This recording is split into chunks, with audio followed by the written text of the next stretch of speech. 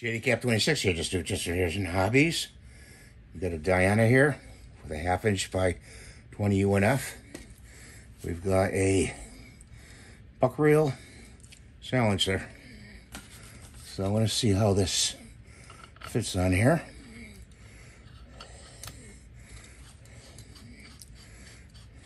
Of course, with the sights, it's going to block the sights out.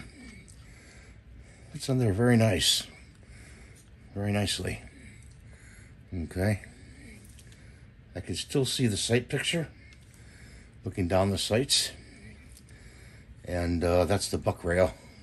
That's the non-tapered. So this is for a air rifle, actually, that I'm going to put it on. Thank you for watching. Have a great day. Rate, subscribe. We'll see you next time. Bye for now.